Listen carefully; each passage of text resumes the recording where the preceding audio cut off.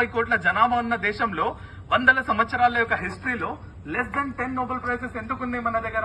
అయితే దాన్ని బట్టి మనం ఏం ఆలోచించవచ్చు అంటే మన పిల్లలు ప్రయోజకులు అవ్వట్లేదు, మన పిల్లలు ఓన్లీ బానిసలు అవుతున్నారు. ఇప్పుడు నేను అమెజాన్ లో టీమ్ మేనేజర్, నేను అండ్ ఒక లాయర్ కూడా, కానీ నేను కూడా ఒక బానిస బతుకుతున్నా. దాన్ని కార్పొరేట్ స్లేవరీ అంటారు.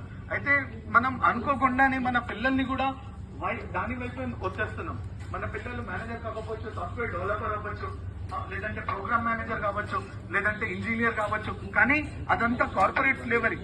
మన పిల్లల్లో ఎవరిలో కూడా మనం ఏపీజే అబ్దుల్ కలాం లాంటి మైండ్ సెట్ జనరేట్ చేస్తలేము, సర్ సివి రమన్ లాంటి మైండ్ సెట్ ని మనం జనరేట్ చేస్తలేము. ఇన్నోవేషన్స్, ఇన్వెన్షన్స్ అవన్నీ మన దేశంలో నుంచి రావట్లేవు, చాలా తగ్గిపోయినాయి, చాలా మాత్రాల్లో. అయితే వాటి గురించి ఆలోచించడం మొదలు పెట్టాలి. ఎందుకు మన పిల్లలకి quality proper education, skilful education, నైపుణ్యం కలిగించే ఎడ్యుకేషన్ ఎందుకు ఉండట్లేదు అని